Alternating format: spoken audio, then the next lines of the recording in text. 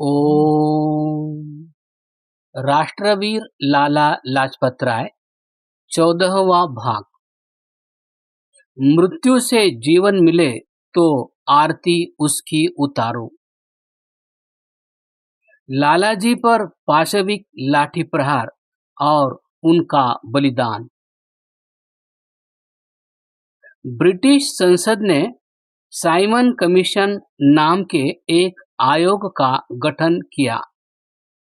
इसका प्रयोजन यह था कि यह आयोग भारत जाकर इस बात की जांच पड़ताल करेगा कि रिफॉर्म स्कीम के अनुसार भारत में बनाई गई काउंसिलों द्वारा भारतीयों ने प्रशासनिक कार्यों में कहां तक सफलता व दक्षता प्राप्त की है। लॉर्ड साइमन नाम का एक व्यक्ति इसका प्रधान था। इस आयोग के 7 सदस्य थे और 7 ही विदेशी। इसमें एक भी भारतीय का न होना देशवासियों ने अपने साथ एक क्रूर उपहास जाना।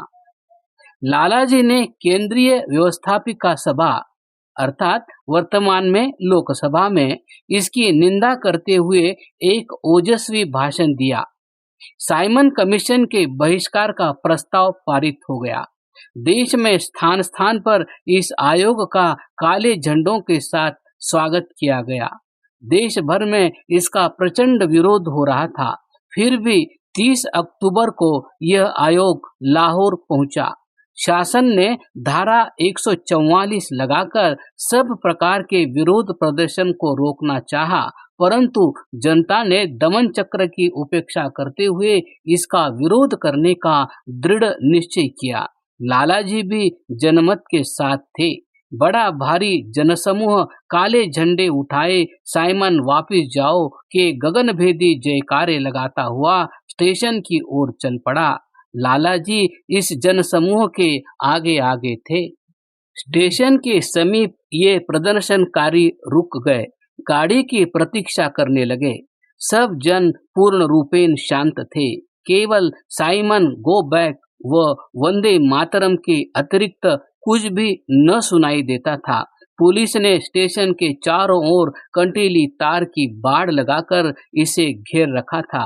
पुलिस इन जयकारों को सुनकर क्रुद्धित हो गई। जनवाणी को बंद करना तो पुलिस के बस की बात न थी। लाठी वर्षा आरंभ हो गई। लालाजी सबसे आगे थे। उन्होंने तन तान कर वहां इस पाशविकता का पूरा पूरा विरोध किया। नरकेसरी लाजपत राय पर विदेशी सरकार की पुलिस टूट पड़ी। लालाजी ने भी इन अत्याचारों का सामना करते हुए सीना अड़ा दिया और सब चोटें सहर्ष सहन की। जनता यह सब कुछ देखकर भी शांत रही। लालाजी पर चोटें करने वाला एक गोरी चमड़ी वाला पुलिस अधिकारी था। लालाजी ने सिंह गर्जना करते हुए उस गोरे अधिकारी को कहा, अरे तुम में कुछ भी पुरुषत्व है तो तनिक अपना नाम तो बता दो। ये चोटें सहकर जनता शांतिपूर्वक नगर में पहुंच गई। मोरी गेट में एक भारी सभा हुई। उसमें लालाजी ने अपनी ओजस्विनी वाणी में यह कहा था, अंतिम सिंहनाद। मैं आज इस मंच पर खड़ा होकर यह घोषणा करता हूं कि आज हम पर जो वार हुआ है वह अंग्रेजी साम्राज्य का अंत निकट आ जाने की सूचना देता है। जिस किसी ने पुलिस के इस क्रूर कर्म को देखा है वह उसे कभी नहीं भूल सकता। यह दृश्य हम में बुरी तरह अंतर्निहित हो गया है। हमें इस कायरतापूर्ण आक्रमण का बदला चुकाना है। बदला चुकाने से मेरा अभिप्राय रक्तपात करना नहीं, प्रत्युत स्वाधीनता प्राप्त करना है। मैं शासन को चेतावनी देना चाहता हूं कि यदि इस देश में रक्त रंजित क्रांति हो गई तो उसका दायित्व आज जैसा दुष्कर्म करने वाले गोरे अधिकारियों पर ही होगा। हमारा ध्येय तो यही है कि हम स्वराज्य का युद्ध शांतिपूर्वक एवं अहिंसात्मक रीति से लड़ें। परंतु यदि सरकार व सरकारी अधिकारियों के यही रंग ढंग रहे और इसके प्रत्युत्तर में हमारे युवकों ने हमारे कहने की उपेक्षा करके यह निश्चय कर लिया कि अपने देश की स्वतंत्रता प्राप्त करने के लिए जो कुछ भी करना पड़े सब उचित है, तो उसमें कुछ भी आश्चर्य की बात न होगी। मैं नहीं जानता कि मैं उस दिन को देखने के लिए जीवित भी रहूंगा या तब तक मर जाऊंगा, परंतु चाहे मैं जीता रहूं अथवा मर जाऊं तथा मेरे देश के नवयुवकों को विवश होकर उस दिन का सामना करना ही पड़ा, तो मेरी आत्मा उन्हें युद्ध में विजय प्राप्त करने के लिए आशीर्वाद देगी। अपनी चोटों के संबंध में फ्री प्रेस ऑफ इंडिया के प्रतिनिधि के पूछने पर लालाजी ने निम्नलिखित वक्तव्य दिया। पुलिस ने बिना किसी उत्तेजना के अकारण ही मुझ पर अनुचित आक्रमण किया। जैसा कि मुझे बताया गया है, इसमें सबसे प्रथम प्रहार करने वाला कोई पुलिस अधिकारी था। उसने मेरी छाती पर 2 चोटें लगाई और कुछ कांस्टेबलों ने भी। मैं नहीं कह सकता कि उनकी संख्या कितनी थी। रेगुलेशन लाठियों द्वारा मेरे ऊपर प्रहार किए। चोटें मेरे छाती के बाईं ओर हृदय के निकट लगी। इन चोटों से मेरी छाती पर घाव हो गए हैं और हल्का सा ज्वर होने के अतिरिक्त कुछ सूजन भी आ गई है। मैंने उस व्यक्ति से जिसने मुझ पर आक्रमण किया था लगभग 6 बार उसका नाम पूछा, परंतु उसने नाम न बताया। एक बार मैंने उसे ललकार कर कहा कि यदि तुम में पौरुष है तो मुझे अपना नाम बता देना चाहिए, परंतु उसने फिर भी उत्तर न दिया। प्रारंभ से ही वह दुष्टता पर तुला हुआ जान पड़ता था। लालाजी के एक जीवनी लेखक श्री अलगूराय शास्त्री ने इसी प्रसंग में लिखा है, शांत जुलूस पर लाठी प्रहार किया गया, विशेषतः उनके नेता पर जो उन्हें शांत तथा अनुशासित रखे हुए थे। लाठियों की वर्षा की गई। स्वयं senior superintendent police Shri Scott ने प्रहार किए। उसका एक सहायक श्री सैंडर्स भी साथ ही था। छाते के नीचे खड़ा जनता का नेता ही उस दिन अंग्रेजी पशुबल के क्रोध का विशेष रूप से निशाना बनाया गया। आगे फिर लिखा है, आपके साथियों ने आपको घेरने का प्रयत्न किया जिससे कि आपके प्रहारों को स्वयं सहन कर सके, फिर भी अधिकांश लाठियां आप पर ही पड़ी।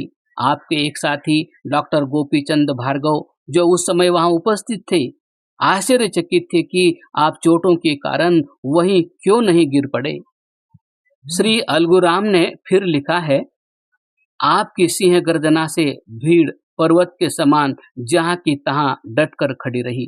जनता का क्रोध तो अपार था, परंतु पूर्ण अनुशासन के कारण वह शांत तथा निस्तब्ध खड़ी रही।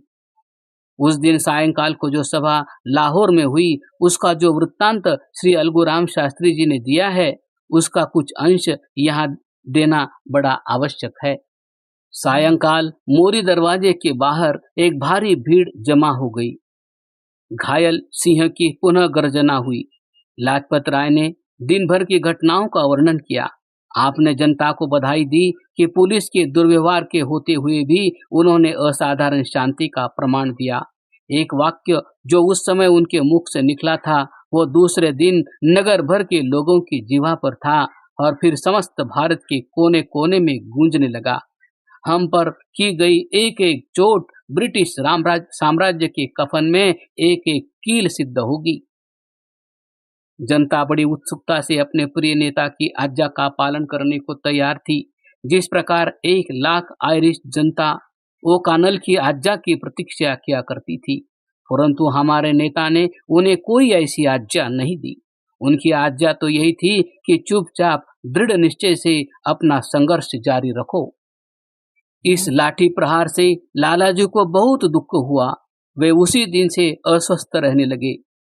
3 नवंबर को कांग्रेस कमेटी के अधिवेशन में भाग लेने के लिए आप दिल्ली गए। आपने वहां कांग्रेस कमेटी में भाषण भी दिया। लाहौर लौटकर 8 नवंबर के पीपल में आपने लिखा था कि ऑल इंडिया कांग्रेस कमेटी में मेरे भाषण का ठीक विवरण प्रकाशित नहीं हुआ। मैं उस समय कुछ उत्तेजित सा था। पुलिस की लाठी द्वारा घाव बहुत गंभीर नहीं है, परंतु मेरा विचार है कि मेरे स्वास्थ्य पर उनका अनिष्टकारी प्रभाव पड़ा है। लालाजी को दिल्ली में 5 नवंबर को एक सार्वजनिक सभा में भाषण देना पड़ा, परंतु ज्वर के कारण वह वहां भाषण न दे सके। यह कार्यक्रम उन्हें स्थगित करना पड़ा। लाठी प्रहार से हुए घाव भले ही गहरे व गंभीर न थे, परंतु इस घटना का बोझ उनके मन व मस्तिष्क पर बना रहा। इस घटना के पश्चात वे जितने दिन भी जिए कार्यरत तो रहे, परंतु उनका शरीर टूटा टूटा सा रहा। उन्हें कभी ज्वर और कभी चोटों की पीड़ा ने घेरा। 17 नवंबर 1928 की प्रातःकाल लाला जी इस नश्वर देह को त्याग कर चल बसे। वे चल बसे। यद्यपि चल बसे शब्द हमें अशुभ लगते हैं, ये दो शब्द हमें अखरते व चुभते हैं, परंतु हैं बड़े सार्थक व मार्मिक। फारसी उर्दू का शब्द इंतकाल भी इसी भाव को प्रकट करता है। इंतकाल संस्कृत के अंतकाल का ही रूप है, परंतु भावार्थ इसका स्थानांतरण ट्रांसफर होता है। चल बसे इन दो शब्दों का भी अर्थ यही है कि जो अब तक हमारे मध्य था वह जो अब कहीं अन्यत्र जाकर बस गया है। देह नश्वर है, अनित्य है। सृष्टि नियम यही है कि जो बना है सो टूटेगा, जिसका आदि है उसका अंत होगा ही, और जो जन्मा है सो अवश्य मरेगा। परंतु शरीर में रहने वाला आत्मा तो नित्य है, उसका कभी नाश नहीं होता। फारसी का शब्द इंतकाल भी इसी अनादि सत्य का प्रकाश कर रहा है।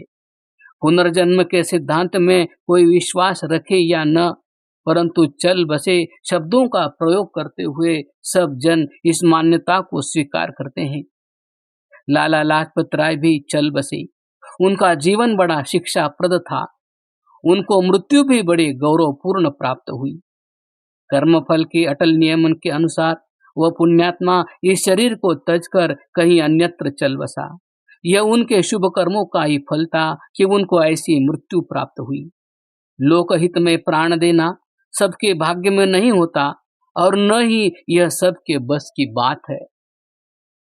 महाकवि त्रिलोकचंद महरूम ने लालाजी के मित्र श्री पंडित लेखराम के अमर बलिदान पर लिखा है, निसार ऐसी मौत पर है जिंदगी हजार की। यह पंक्ति श्री लालाजी के बलिदान पर भी पूरी पूरी चरितार्थ होती है। सचमुच ऐसी मृत्यु पर सहस्रों जीवन वारे जा सकते हैं। कवि ने ऐसे वीरों के मरण पर ही तो लिखा है, मृत्यु से जीवन मिले तो आरती उसकी उतारो। पवित्र वेदवाणी में ऐसी ही मृत्यु की कामना करते हुए ईश्वर से कहा गया है, आयुर्यज्ञेन कल्पताम, अर्थात हमारा जीवन परोपकार के लिए यज्ञ के अर्पण हो, हम परहित में जीवन भेंट कर दें। लाहौर की सड़कों से जब लालाजी की शव यात्रा निकली तो लाला लाजपत राय की जय और वंदे मातरम के गगनभेदी जय घोषों से सारा नगर गूंज उठा। अन्य नगरों से तारें दी गई कि एक दिन के लिए अंतिम संस्कार रोका जावे ताकि लोग अपने प्रिय नेता के अंतिम दर्शन कर सके, परंतु ऐसा न किया जा सका। उसी दिन रावी नदी के तट पर लालाजी का दाह कर्म कर दिया गया। उस समय कवि ने लिखा था, वीर की अर्थी उठाकर दीन दुखी पाते चले, जी जले आंसू बहाते ठोकरे खाते चले, फूल बरसाते गुणी पद जान के गाते चले, सैकड़ों लाहौर वासी शोक उपजाते चले। वीर के शव को चिता में धीर धर धरने लगे, काल की करतूत से सब सूरमा डरने लगे।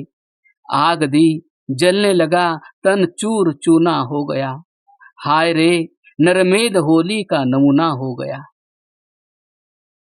देश विदेश में लालाजी के भक्तों व प्रेमियों ने उनका शोक मनाया। कांग्रेस ने सारे देश में 29 नवंबर का दिन लाजपत राय दिवस के रूप में मनाकर अपने प्रिय नेता को भावभीनी श्रद्धांजलि अर्पित की। वीर परमार्थ के पद से न हटा करते हैं, शत्रु के सामने निर्भय हो डटा करते हैं। जान का भानु प्रखर जबकि उदय होता है, घोर जान के तब मेघ छटा करते हैं। कवि रत्न प्रकाश चंद्र। ओम शांति शांति शांति।